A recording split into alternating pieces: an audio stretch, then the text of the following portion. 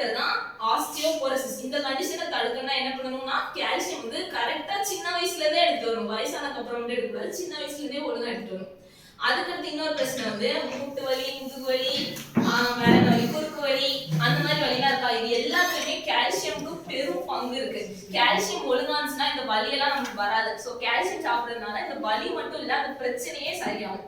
அதுக்கடுத்து பல்லு சம்பந்தப்பட்ட பிரச்சனை, பல்லுல ஓட்டை விழுறது, பல்லு உடையிறது, கரையிறது, இந்த மாதிரி விஷயங்கள் எல்லாமே கால்சியம் நம்ம உடம்புல கம்மியா இருக்கு அப்படிங்கிறதுக்கான ஒரு சிம்டம். எல்லா டிசீஸ்க்கும் ஒரு சிம்டம் இருக்குல்ல, அந்த மாதிரி நம்ம உடம்பு வந்து கால்சியம் உனக்கு இல்ல குடு அப்படி சொல்றதுதான் வந்து பல்லுல இருக்க பிரச்சனைகள் எல்லாம். சோ வந்து பல்லுல நம்ம பிரச்சனை வந்துச்சுன்னா டூத் பேஸ்ட் மாத்துறது அந்த மாதிரிலாம் பண்ணக்கூடாது. கால்சியம் வந்து நம்ம ஒழுங்கா கரெக்டா இருக்கா அப்படின்னு சொல்லிட்டு பார்க்கணும். இது போக கால்சியம் போன் பார்த்தோமா, டீத்துக்கு யூஸ் ஆகுது. அதுக்கப்புறம் நம்ம பிளட் பிரஷர் ஒழுங்கா சரி பண்றதுக்கு கால்சியம் யூஸ் ஆகுது. தைராய்டு ப்ராப்ளம் சீராகிறதுக்கும் கால்சியம் யூஸ் ஆகுது. ஹார்ட் ஒழுங்கா பம்ப் பண்ணதுக்கு கால்சியம் யூஸ் ஆகுது. மசில் ஒழுங்கா சுருங்கி விரியறதுக்கு அதுக்கும் கால்சியம் யூஸ் ஆகுது. வேற என்ன, பிளட் நமக்கு அறுத்துட்டோம் இல்ல ஏதாவது ஒண்ணுனா ரத்தம் வரையுதா, அதுக்கும் கால்சியம் யூஸ் ஆகுது. எவ்வளவு அதுல யூசஸ் இருக்கு அப்படின்னு சொல்லிட்டு பாத்துக்கோங்க. அதுக்கப்புறம் இப்போ கால்சியம் நமக்கு எதுலலாம் கிடைக்கும், ஃபுட்ல எதுலலாம் கிடைக்கும் அப்படின்னா கீரை கிடைக்கும். வேற என்ன, பால்ல கிடைக்கும், ஆரஞ்சுல கிடைக்கும், டேட்ஸ்ல கிடைக்கும். இந்த மாதிரி விஷயத்தெல்லாம் கால்சியம் கிடைக்கும். இப்போ நம்ம இதுல இருந்தா கால்சியம் கிடைக்குமா, எவ்வளவு நமக்கு கால்சியம் ஒரு நாளைக்கு தேவை அப்படின்னு பார்த்தோம்னா, ஒரு நாளைக்கு ஒரு அடல்ட் மேனுக்கு ஒரு அந்த மேனுக்கு எல்லாம் விமென்க்கு வந்து 1000 இருந்து 1200 mg கால்சியம் தேவைப்படுது.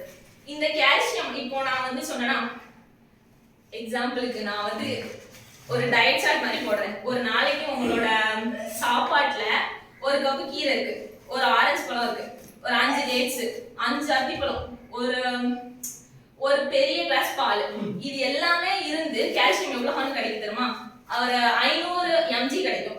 500 mg 10 மணம் ஒரு நாளைக்கு. இது எல்லாத்தையும் நம்மளால ஒரு நாள்ல சாப்பிடுவோம் நம்ம ஃபர்ஸ்ட், அதுவும் சாப்பிட மாட்டோம். கீரை வச்சோம்னா ஒரு ஸ்பூன் வைக்கும், ஒரு கப் வைக்க மாட்டோம். அந்த மாதிரி இருக்கிறதுனால இப்போ கீரையிலுமே ஒரு கப் வச்சாலுமே அவ்வளவு கால்சியம் கிடைக்குமாங்கிறது ஒரு கேள்விக்குறி தான். ஏன்னா இப்போ நிறைய கெமிக்கல் ஃபெர்டிலைசர்ஸ் அதனாலலாம் கால்சியம் லெவல்லாம் குறையுது. அதனால நம்ம இதை வந்து ஃபுட் சோர்ஸ்ல எடுக்க முடியாத பட்சத்துல நம்ம வந்து என்னது வெஸ்டீஜ் கால்சியம் டேப்லெட் யூஸ் பண்றோம். இதுல ஒரு டேப்லெட்ல 650 mg கால்சியம் இருக்கு. அப்ப 2 சாப்பிட்டா ஒரு நாளைக்குள்ள கால்சியம் தேவை பூர்த்தி அடைஞ்சிருமா? அது போக கால்சியம் அப்சார்ப் ஆகிறதுக்கு ஒண்ணு தேவை. அது என்னதுன்னா வைட்டமின் டி. வைட்டமின் டி வந்து கால்சியம் அப்சார்ப்ஷனுக்கு தேவை. இப்போ நீங்க நிறைய கால்சியம் எடுக்கீங்க, எவ்வளவு எடுத்தாலும் வைட்டமின் டி இல்லைன்னா அது நம்ம பாடியில போய் சேராது, நம்ம போனுக்கு வந்து ஹெல்ப் பண்ணாது. சோ நம்ம என்ன பண்ணணும்னா வைட்டமின் டியும் சேர்த்து எடுக்கணும். வைட்டமின் டி எதுல இருந்து கிடைக்கும், சன்லைட்ல இருந்து கிடைக்கும். அது ஈஸியா கிடைச்சிடும்.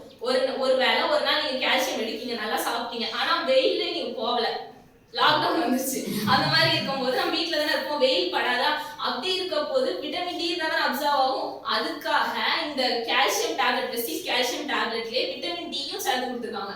விட்டமின் டி வந்து 250 mg ஒரு டேப்லெட் இருக்கும். 2 டேப்லெட் எடுத்தோம்னா 500 mg, ஒரு நாளைக்கு 600 mg விட்டமின் டி தேவை.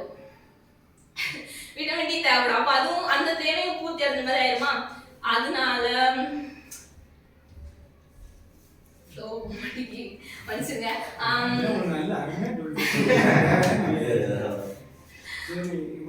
நாங்க மெடிக்கல்ல வாங்குற கால்சியம் டேப்லெட் இதுக்கு ஏதாவது வித்தியாசம் இருக்கா? சொல்றேன். ஏன்னா அங்க இருந்து சுண்ணாம்பு வெங்காயம் போட்டு அதை எடுத்துக்கலாமா?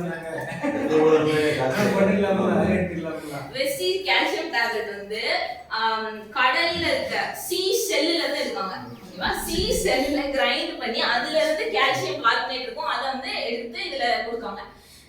மார்க்கெட்ல இருக்க கால்சியம் டேப்லெட்ல என்ன இருக்கும், சுண்ணாம்பு தான் இருக்கும். அது வந்து நம்ம சாப்பிட்டோம்னா என்ன ஆகும்,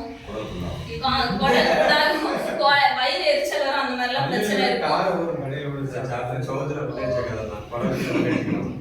அடுத்து கிட்னி பிரச்சனை, கிட்னி ஸ்டோன், அந்த மாதிரி பிரச்சனையே வரும். இப்போ வந்து காஸ்ட் கம்பேரிசன் பார்க்கலாம். வெஸ்டீஜ்ல இருக்க கால்சியம் டேப்லெட் வந்து 300 rupees வருது. அப்பனா ஒரு டேப்லெட் வந்து 6 ரூபாய் கிட்ட வருது. 3 ரூபாய். 3 ரூபாய் கிட்ட வருது. ஒரு மாத்திரை 3 ரூபாய் கிட்ட வருது. என்னது? 3 மாத்திரை விடலாம். 3 நாளைக்கு நீங்க 2 மாத்திரை எடுக்க சொல்லுங்க. Thank you. ஒரு மாத்திரை 3 ரூபாய் கிட்ட வருது. இதையே நம்ம வந்து இது வந்து மார்க்கெட் மேக்ஸிமம் ரீட்டைல் பிரைஸ். நம்ம எது வாங்குவோம்? நம்ம எல்லாரும் டிஸ்ட்ரிபியூட்டர் தானே. சோ நம்ம டிபில வாங்குவோம். டிபில வாங்குறதுனால நமக்கு 2 ரூபாய் தான் வருது. ஓகேவா? இது போக இன்னும் கொஞ்சம் நம்ம கம்மியாகும்னா இன்னொன்னு இருக்கு. கன்சிஸ்டன்சில வாங்கணும்னா 1 ரூபாய் தான் வரும். அப்படி பாதியா குறைஞ்சிச்சு 1 ரூபாய் தான் வருது. இப்போ மார்க்கெட்ல இருக்க ஒரு நல்ல பிராண்ட் கால்சியம் நம்ம வாங்கணும். இந்த அளவுக்கு இந்த கால்சியம் அளவுக்கு நமக்கு குவாலிட்டியா வாங்கணும். இல்ல அதை விட கம்மி குவாலிட்டியாவே இருந்தாலும் 10 ரூபாயில இருந்து 12 ரூபாய் குறையாம வாங்க முடியாது. ஓகேவா?